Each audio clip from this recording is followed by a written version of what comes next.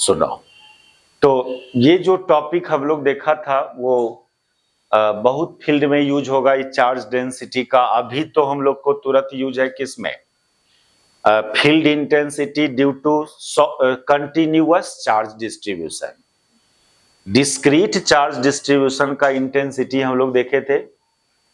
दो तरह का charge system, discrete charge system and continuous charge system. Discrete मतलब चार्ज पार्टिकल टाइप का बहुत सारा हो, तो उसमें कुछ न्यूमेरिकल्स किए थे। ट्रायंगल के कॉर्नर पर कुछ चार्ज पार्टिकल रखा, बोला कहीं का फील्ड निकालो। स्क्वायर के कॉर्नर पर चार गो चार्ज पार्टिकल रखा। और भी टफ टफ क्वेश्चंस इसमें क्रिएट होता है डिस्क्रीट चार्ज सिस्टम में। कोई हेक्सागन के 6 कॉर्नर पर 6 पार्टिकल रखेगा, बोलेगा उसके सेंटर पर फील्ड फाइंड करो। ठीक है, तो वो डिस्क्रीट चार्ज सिस्टम का field intensity.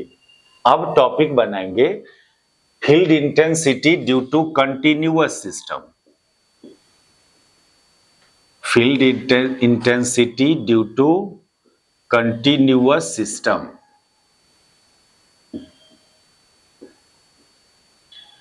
Continuous charge system such as charged wire, charged ring, charged disc, sphere, cylinder, ये सब क्या है? कंटिन्यूअस चार्ज सिस्टम है ना। बड़ा बड़ा चार्ज बॉडी को कंटिन्यूअस चार्ज सिस्टम। लेकिन इसमें भी हम लोग यूजिंग कूलम्स लॉ एंड एक है यूजिंग गॉस लॉ। तो कूलम्स लॉ, ऐसे तो कूलम्स लॉ सारा चार्ज सिस्टम में वैलिड होगा, चाहे रिंग हो, वायर हो, स्फीयर, सिलेंडर, सब में कूलम्स लॉ अप्लाई करके इंटेंसिटी फाइंड किया जा सकता है। आप लोग का जो 12th का सिलेबस भी जो था उसमें कूलम्स लॉ से ओनली स्ट्रेट वायर का इंटेंसिटी एंड रिंग का, किसका? चार्ज रिंग का, बस यही दो गो में आप लोग का सिलेबस था कूलम्स लॉ से निकालना। और स्फीयर का जब आते थे, हॉलो स्फीयर हो या सॉलिड स्फीयर या सीट हो, सिलेंडर हो, इस सब में गॉस लॉ से निकालना था। ठीक ना। तो न्यूमेरिकल तो मेनली क्रिएट होता है ये वायर वाला में और रिंग वाला में। स्फीयर वाला और सिलेंडर, सीट, वो सब आएगा आगे बाद में, गॉस लॉ के बाद बुक करेंगे उसको। अभी हम लोग यूजिंग कूलम्स लॉ करते हैं। यूजिंग कूलम्स लॉ ओनली किसका किसका करके दिखाएंगे आपको? वायर का और रिंग का। ऐसे अप्लाई सब में होता है। स्फीयर सबका भी इंटेंसिटी कूलम्स लॉ से निकलता है। गॉस लॉ से इजी डिराइव। अब गॉस लॉ की बात करेगी तो वायर में भी फाइनाइट वायर का इंटेंसिटी गॉस लॉ से नहीं निकालते हैं, ओनली इनफाइनाइट का। गॉस लॉ का लिमिटेशन है, वो कुछ ही चार्ज सिस्टम में अप्लाई करोगे। रिंग का इंटेंसिटी गॉस लॉ से नहीं निकाल पाओगे। गॉस लॉ से ओनली पॉइंट चार्ज का, इनफाइनाइट चार्ज वायर का, और स्फीयर का, सिलेंडर का एंड सीट का। कूलम्स लॉ में कोई लिमिटेशन है, उससे किसी का भी इंटेंसिटी निकलेगा। तो फर्स्ट में एक न्यूमेरिकल करें हम लोग, find field intensity due to a finite charged wire,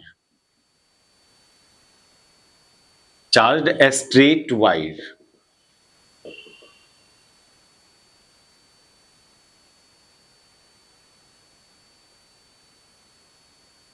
having total charge Q and length L at a point। अब फर्स्ट में लिखो, फर्स्ट में कहां कहां पर निकालना है इंटेंसिटी। एक पॉइंट है, at a point lies along the length of wire and is at distance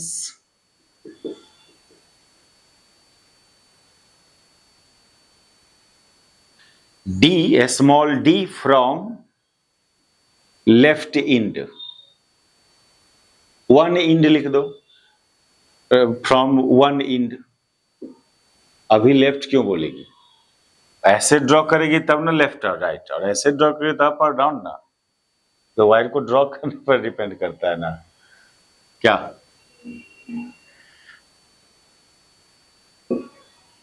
चलो सुनो क्या बोल रहे थे। हाँ, एक और लो इसमें दूसरा,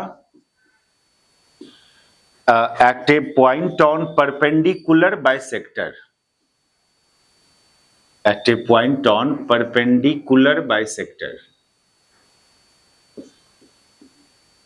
ये परपेंडिकुलर बाइसेक्टर को इक्वेटर भी बोलेंगे, इक्विटोरियल लाइन बोलो या इक्वेटर बोलो, इक्वेटर बोलो, इक्वेटर।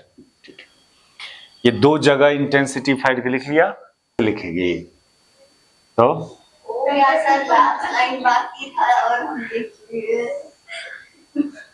चलो सुनो, ये सब आपको करना नहीं है। सुनिए सुनिए, फाइंड करो, ऐसा तो क्वेश्चन थोड़ी पूछता है कौन होगा, 4 को भी ना पूछता है। फाइंड करना तो नहीं है, तो कौन होगा उसके लिए तो फाइंड करना ही पड़ेगा ना आपको अलग से। क्या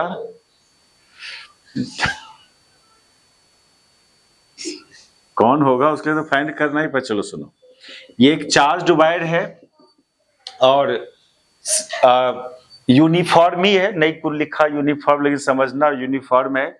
ये एक्स एक्सिस के लॉन्ग ओरिएंटेड, इसका टोटल चार्ज क्यू लेंथ है। पहला बोला है वायर का कोई एक इंड से डी दूरी पर एक पॉइंट है जो वायर के लेंथ के पर लाई कर रहा है, वो ना lies on the length of wire. तेरा हो गया,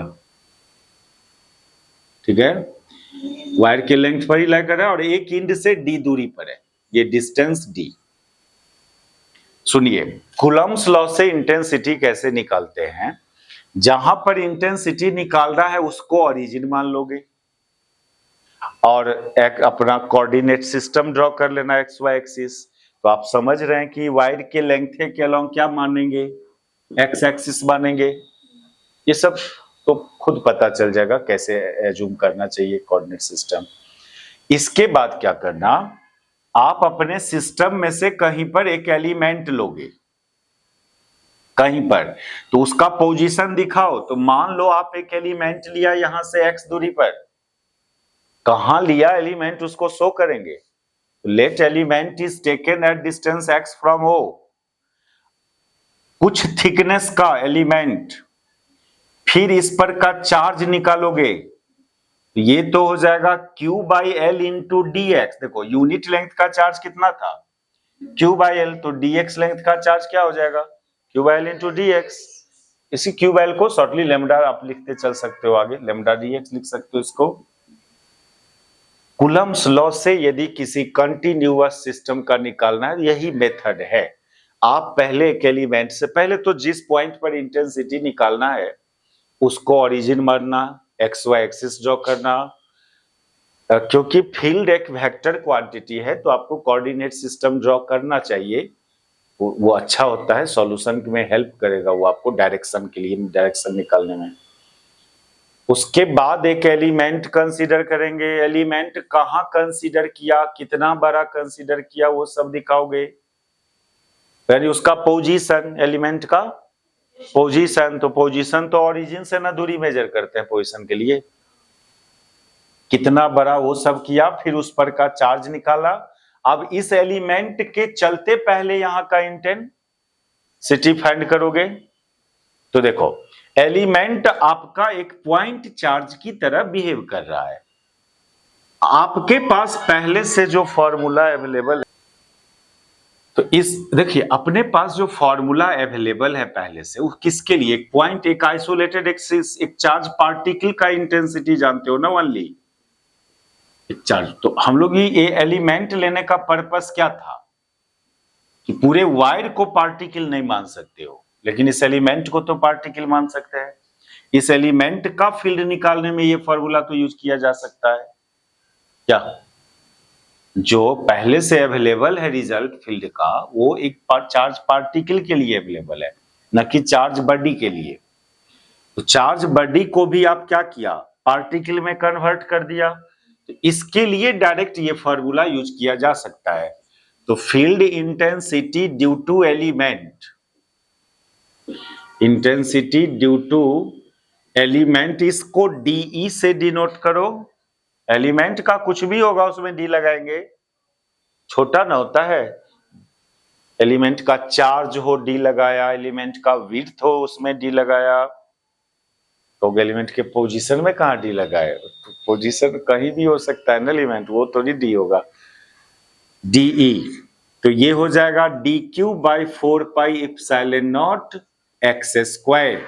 क्या इस एलिमेंट को पॉइंट चार्ज मानते हुए इंटेंसिटी की बात करेगी, तो ये इंटेंसिटी होगा वेक्टर डी, जिसका मैग्नीट्यूड इतना, डी क्यू को लेमडा डी एक्स या डी, ठीक है, by 4πε0 x square, q by l को लेमडा लिख दे रहा है।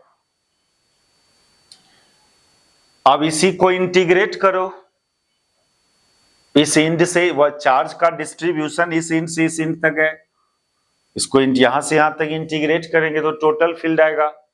लेकिन लेकिन लेकिन एक बात है यहां पर, टोटल फील्ड के में जो इंटीग्रेशन करोगे, एलिमेंट वाले फील्ड को इंटीग्रेट करने की बात कर रहे हैं, वो वेक्टर फॉर्म में इंटीग्रेट करना एलिमेंट के फील्ड को, मैग्नीट्यूड फॉर्म में इंटीग्रेट मत करना, ये काम नहीं करना। एलिमेंट के फील्ड के मैग्नीट्यूड को इंटीग्रेट करके टोटल फील्ड, ये कभी गलत भी हो सकता है या ट्रू भी हो सकता है। ये तब ट्रू होगा जब सारे एलिमेंट का फील्ड का डायरेक्शन सेम हो, तब ये कर सकते हो। चलिए अभी तो यही कर लेना चलेगा ना। कहोगे यहां काट दिए हैं फिर वही यूज कर रहे हैं ना।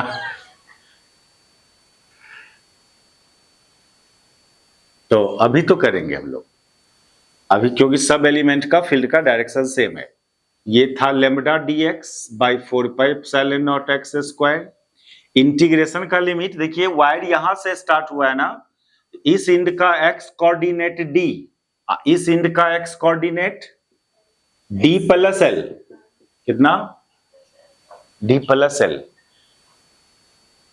देखो इसमें x को डिस्टेंस मत समझो, x पोजीशन है एलिमेंट का। अब पोजीशन का लिमिट डालोगे ना, पोजीशन का लिमिट डालना मतलब कोऑर्डिनेट डालना, डिस्टेंस का लिमिट नहीं डाल रहे हम लोग। किसका लिमिट डाल रहे हैं? पोजीशन का लिमिट। इस इंड का position coordinate D, x coordinate D, और इस इंड के लिए x का वैल्यू d प्लस एल। करना नहीं है, बस ये मेथड हमको सिखाना था आपको। क्या? हाँ, मेथड सीखना था, या करना है तो कर लो, थोड़ा और आगे बढ़ा लो इसको। लेमडा बाय 4πε0 सबको बाहर करो, और इंटीग्रेशन के अंदर x का पावर -2 का integration d to d plus l integrate करोगे, फिर लिमिट डालोगे, upper limit and lower limit ना। x का पावर -2 का इंटीग्रेशन माइनस में आएगा, ये माइनस लेमडा बाय 4πε0, और माइनस को बाहर कर लिया, 1/x d to d plus l. अब आप समझ रहे क्या करना है। चलिए परपेंडिकुलर बाइसेक्टर पर बात करें।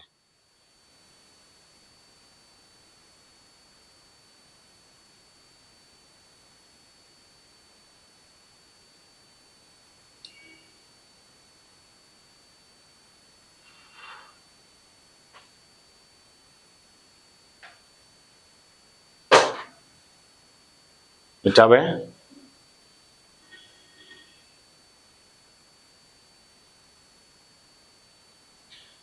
तो ये सब मेथड है। परपेंडिकुलर बाइसेक्टर पर इंटेंसिटी निकालने चलेंगे। ये चार्ज वायर, परपेंडिकुलर बाइसेक्टर समझ रहे हैं। लाइन एक ऐसा लाइन जो आपके वायर को दो इक्वल पार्ट में डिवाइड करे परपेंडिकुलरली। इसी पर कहीं पर कोई पॉइंट है जहां डी, यहां से डी दूरी ऊपर, यहां का इंटेंसिटी निकालना। तो फर्स्ट काम की उस पॉइंट को ओरिजिन मान के कोऑर्डिनेट सिस्टम सेलेक्ट करो। यहां पर कोऑर्डिनेट सिस्टम सेलेक्ट करोगे, इधर एक्स एक्सिस मान लो, इधर वाई एक्सिस मान लो। अब दूसरा काम कि इस वायर में से कहीं एलिमेंट लेंगे ना। एलिमेंट कहां लिया, तो मान लो इस फुट ऑफ परपेंडिकुलर से x दूरी पर लिया, कितना बड़ा, dx थिकनेस का, चार्ज कितना इसका, dq, तो लेमडा dx। अब इस एलिमेंट के चलते पहले यहां का इंटेंसिटी की बात करेंगे, इसको वेक्टर dE, इस d, अच्छा ये लेंथ जो होगा ना, ये लेंथ होगा डी स्क्वायर प्लस ये एक्स स्क्वायर। तो इस d का जो मैग्नीट्यूड हो जाएगा dq by 4πε0 distance square, that is d square plus x square, root हट जाएगा, dq को फिर अपना लेमडा dx बाई इतना लिख लोगे। सुना, अभी नेट इंटेंसिटी के लिए वेक्टर फॉर्म में इंटीग्रेट करोगे, क्योंकि डिफरेंट एलिमेंट का फील्ड डिफरेंट डायरेक्शन में जाएगा। इधर से कोई एलिमेंट लेंगे तो उसका फील्ड इधर जाएगा, सब एलिमेंट का फील्ड का डायरेक्शन सेम नहीं है, इसलिए इस जगह ये काम करना टोटली गलत हो जाएगा नेट फील्ड के लिए। यहां पर ये ट्रू होगा, यहां के लिए ये गलत, यहां पर ऐसे करेंगे। अब जब ऐसे करेंगे तो फिर सुनो क्या करना होगा, इसको यूनिट वेक्टर में एक्सप्रेस करना होगा, आईजे में कन्वर्ट करना होगा इसको। तो वेक्टर डी, थोड़ा देर के लिए इस एंगल को थीटा मान लो, तो ये कॉस में और ये साइन में, तो ये हो जाएगा d e sine theta into minus i cap plus d e cos theta into plus j cap. ये दोनों में इंटीग्रल अलग अलग करो। अब लेकिन एक बात है यहां पर, ये जो कंपोनेंट है ना, ये टर्म, इसका एक पेज में इंटीग्रेशन जाएगा और लास्टली क्या मिल जाएगा आपको, जीरो आ जाएगा, समझे। तो हम लोग जब अब तो चूंकि लिखने वाला एग्जाम है नहीं, लेकिन 12 में यदि ये क्वेश्चन पूछता तो जीरो क्यों किए तो लिखना पड़ता।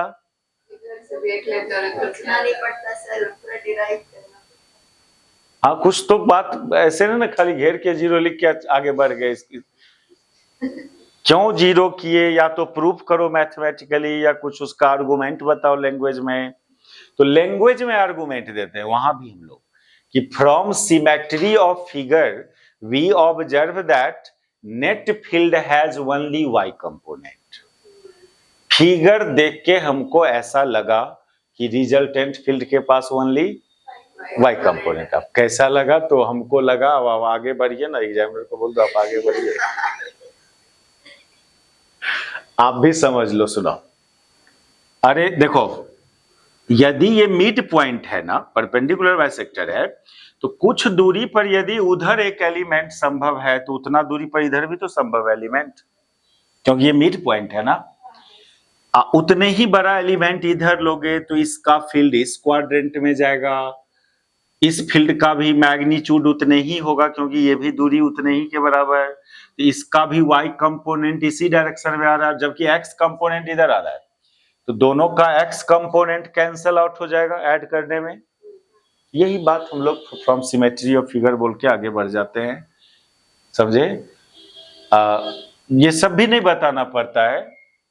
और यदि सुनिए सुनिए सुनिए, यदि ये पॉइंट मिड पॉइंट नहीं होता, यदि आपको इस लाइन पर बोलते फील्ड निकालो यहां पर, तो फिर जितना दूर इधर एक एलिमेंट है इधर, उतना दूर इधर संभव नहीं होता, तब दोनों कंपोनेंट होता, तब हाँ कुछ दूर तक का एलिमेंट का कटता, लेकिन कुछ दूर तक का इस यहां पर ये है, तो इतना लेंथ तो इधरों होता, लेकिन इसके बाद जो एलिमेंट, ये यही हुआ सिमेट्री, इसी बात को बोलते हैं सिमेट्री। यहां घेर के हम भी लिख दे रहे हैं, फ्रॉम सिमेट्री ऑफ फिगर। देखो आगे का क्वेश्चंस के लिए भी हम आपको बता दे रहे हैं, कहां पर खाली x से कंपोनेंट ऑफ फील्ड होगा, कहां खाली y कंपोनेंट होगा, कहां दोनों कंपोनेंट ऑफ फील्ड होगा, तो उसका एक टेक्निक है, हम आपको अभी बता दे रहे हैं। अभी तो खाली क्या मिला, अभी तो आपको ओनली इंटीग्रेशन किसका करोगे, वाई कंपोनेंट वाले को ना, नहीं,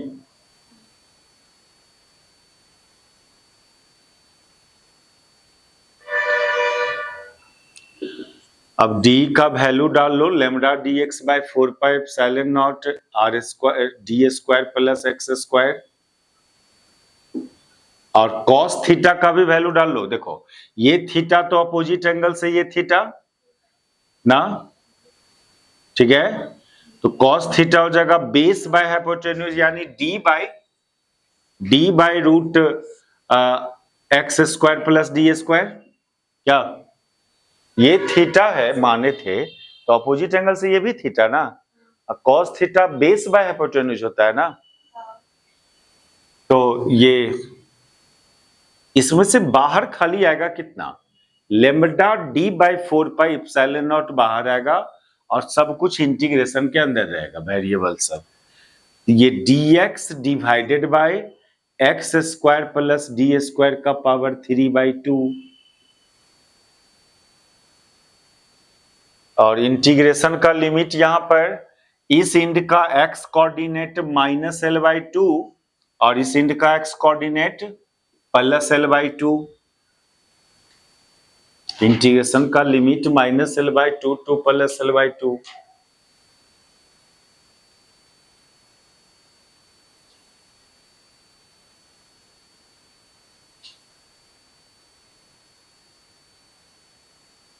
चलो अब इंटीग्रेट हम करके नहीं दिखाने जा रहे हैं आपको, एक प्रोसेस बताना था हमको, यानी प्रोसेस बताना था। इसका फाइनल आंसर से भी मतलब नहीं है, इसका पर्सनली इस क्वेश्चन का ये क्यों कर रहे हैं, किससे मतलब है हमको, वहां पर आना चाह रहे हैं हम, उसमें इसको समझने में लेकिन इसका जरूरत था ना, इसलिए इसको इंटीग्रेट मत करें। इंटीग्रेशन में फिर इसमें इंटीग्रेट करने का मेथड सिखाना होगा। यहां एलिमेंट लेना, एलिमेंट का फील्ड निकालना, वेक्टोरियली तोड़ना, मेन में मोटिव ये है। क्या मेन मोटिव ये है। क्या हुआ गौरी, नहीं कभी ऐसे पढ़ी थी, छोड़ता है टीचर, टीचर को बोलने का मन नहीं होगा तब नहीं सब चीज को छोड़ता है। टीचर कंजूसी करेगा बोलने में तो बच्चा कहां से सीखेगा, इंटरेस्ट नहीं लेगा, टीचर को लगेगा कि बर्डन है जल्दी खत्म करके भेज दो, तो कहां से सीखोगे। पैसेंस बढ़ेगा, इससे जो कैलकुलेशन कर रही है ना, इससे एक पोटेंशियल अपने आप में डेवलप होता है। ऑब्जेक्टिव माइंडेड से प्रिपरेशन नहीं करो, जो जो किया है वो 4-4 को ड्रॉपर्स बन के अभी आ रहा है फिजिक्स पढ़ने, आदमी कहाँ कोटा ओटा से रिटायर होके आ रहा है। तो जो नहीं नेसेसरी है इसका इंटीग्रेशन नहीं करना। मेन पर्पस हम लोग का क्या है, इनफाइनाइट वाइड का रिजल्ट हो पता होना चाहिए। आप रिजल्ट आया कैसे, वो एक रास्ता तो माइंड में रहना चाहिए ना हम लोग को, कि एलिमेंट लिया गया होगा, उसका फील्ड निकाला, उसका फिर इंटीग्रेट करके आया होगा, इतना तो माइंड में आइडिया होना चाहिए। चलो अगला लिखो, field intensity due to infinite charge wire. क्या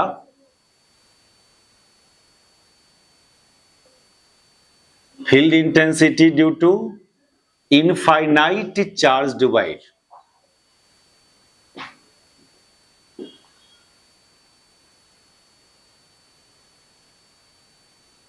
at a point on perpendicular bisector, at a line perpendicular to the wire,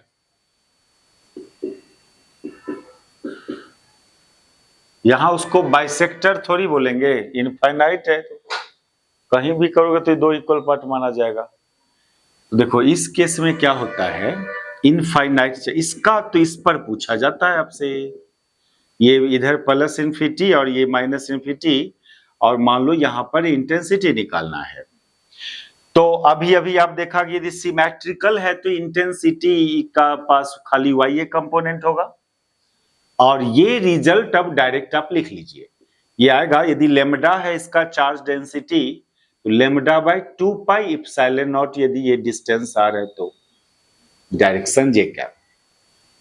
वही इंटीग्रेशन किए होंगे, इंटीग्रेशन का लिमिट -∞ टू +∞ डाले होंगे, उसी में जो अभी छोड़े हैं ना फाइनाइट वाला वायर वाला, उसी को इंटीग्रेशन करने के बाद ये आता है रिजल्ट।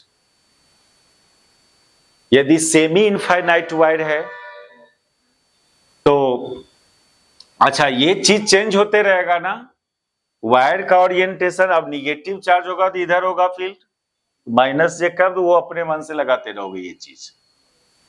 वायर ऐसे होगा तो प्लस आई कैप लगाओगे, मैग्नीट्यूड ऑलवेज इतना लेना।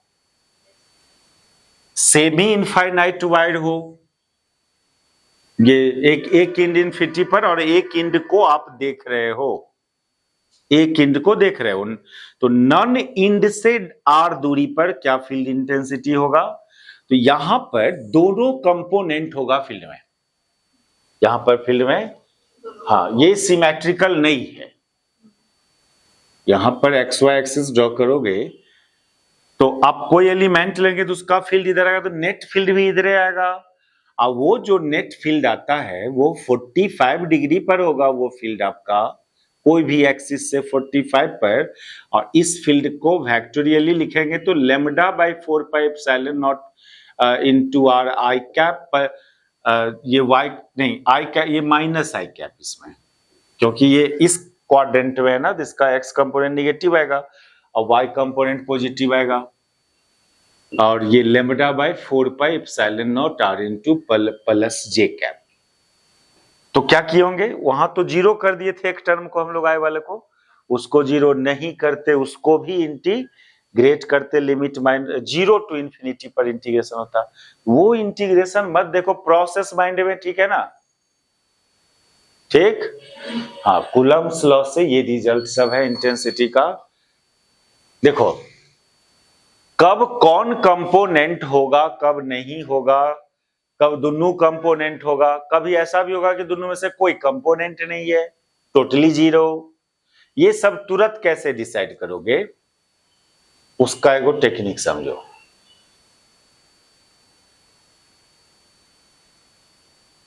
ये रिजल्ट अब याद रखिए।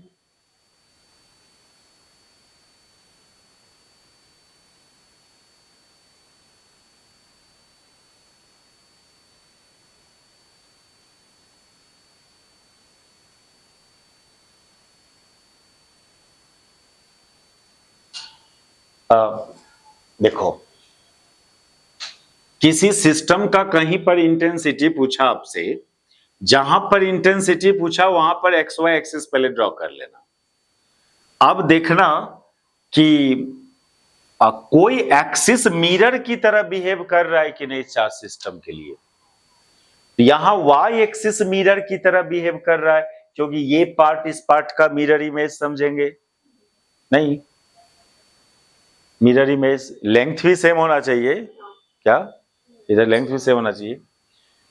तो जो एक्सिस पहली बात की दो एक्सिस में यदि एक ही गो एक्सिस मिरर की तरह बिहेव कर रहा है तो उस सिस्टम के पास उसी डायरेक्शन में खाली फील्ड होगा और फील्ड जीरो,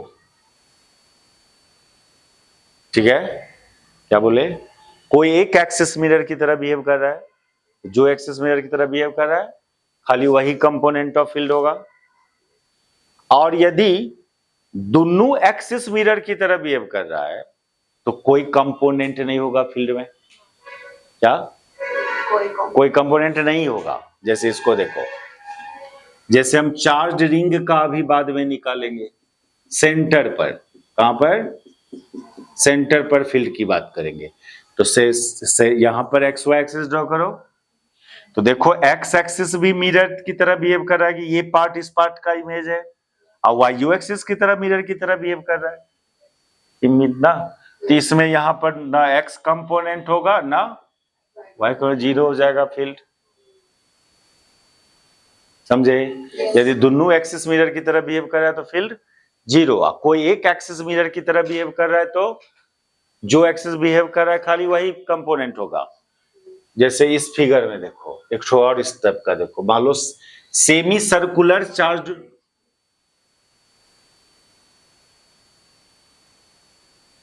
क्या हुआ इसमें, यहां पर इंटेंसिटी y बिहेव कर रहा है, नहीं कर रहा है, तो खाली y ये कंपोनेंट हुआ।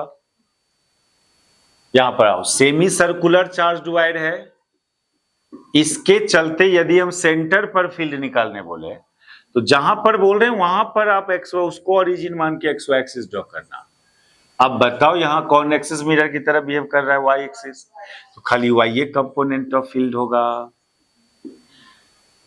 आज जब दोनों एक्सिस में कोई बिहेव नहीं करे तो दोनों कंपोनेंट होगा, तब दोनों कंपोनेंट होगा। जैसे अभी सेमी इनफाइनाइट वाला में देखिए कोई एक्सिस मिरर की तरह बिहेव नहीं कर रहा था, सेमी इनफाइनाइट वाला और भी है। अब एक सर्कुलर क्वाड्रेंट का फील्ड निकालने बोले, ये सर्कल का 1/4 भाग उसके सेंटर पर, तो ना ये मिरर की तरह बिहेव कर रहा है ना ये, इसके फील्ड में दोनों कंपोनेंट होगा, एक्स कंपोनेंट भी और वाई कंपोनेंट भी होगा।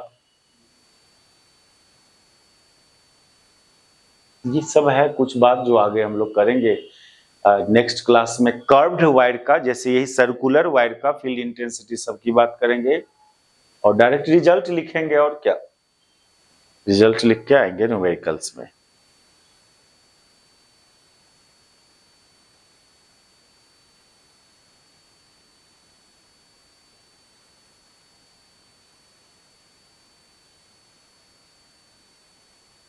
सुनो लिखिए लो ना, इसका इंटेंसिटी फिर वही सेमीए इनफाइनाइट वाले के बराबर होगा, lambda by 4 pi epsilon not, ये रेडियस आर क्या आर, इसमें तो समझ रहे ये भी माइनस और ये भी माइनस, ये तो आप अपने मन से लगाते रहना ना। अब इस क्वाड्रेंट में रहेगा तो इधर जाएगा तो इसमें ये प्लस है ये माइनस है, ये चीज को याद रखिए खाली आप, ये डायरेक्शन तो आप अपने मन से चेंज करते रहोगे। माइनस जे कैप, इसमें तो जीरो बोल दिया, इसमें फिर वही lambda by 2 pi epsilon naught r इस केस में। और ये तो सेंटर पर की बात कर रहे हैं, और यदि रिंग के एक्सिस के किसी पॉइंट पर फील्ड इंटेंसिटी होगा, एक्सिस पर, इसको मिटा दें, उतारो रिजल्ट उतारो सबका।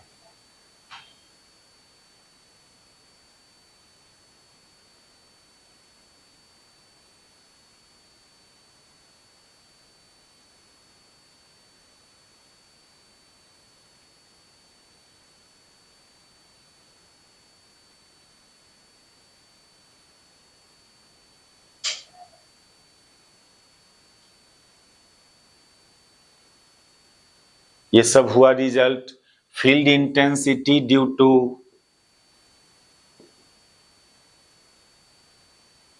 Circular charged wire at its center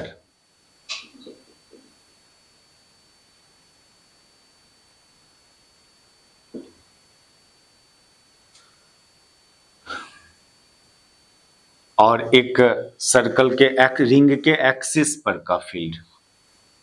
ये देखिए एक्सिस पर फील्ड दिखाना हो तो रिंग को आप साइड ऑन व्यू में ड्रॉ करना, ऐसे ड्रॉ करना। सेंटर दिखाना है तो इन डाउन व्यू में ड्रॉ कर सकते थे। एक्सिस इस वजह ना, ये ऐसे ड्रॉ करना है यानी इन down view,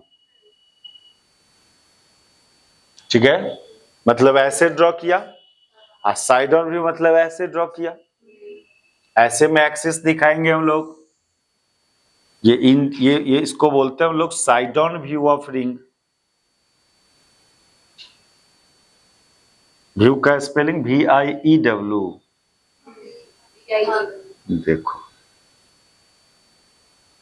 side on view of ring, और ये इन डाउन व्यू। तो जब सेंटर पर काम करना हो तो इन डाउन व्यू में दिखाया जाता है, और एक्सिस पर कोई काम करना है तो साइड ऑन व्यू में। फिजिक्स मत सीखो, फिजिक्स का यही सब बात सीखो, समझिए। फिजिक्स आसान है, फिजिक्स को टफ यही सब बनाता है।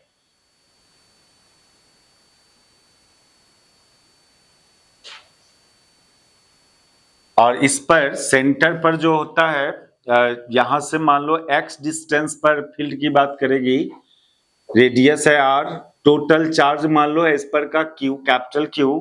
ये इंटेंसिटी आपको एक्सिस से के लॉन्ग आएगा, पॉजिटिव चार्ज है तो अवे और निगेटिव हो तो टुवर्ड्स, और वो इंटेंसिटी का expression qx by 4 pi epsilon not r square plus x square का पावर 3/2 ये आता है एक्सिस पर। ये सब 12 का फेमस क्वेश्चन होता था, derive electric field intensity at a point on the axis of circular charge wire using Coulomb's law. चलिए अब हम लोग नेक्स्ट क्लास जो न्यूमेरिकल, इस सब रिजल्ट पर जो न्यूमेरिकल्स एक्सरसाइज में टेक्निकल क्वेश्चन सब वो सब करेंगे, है ना।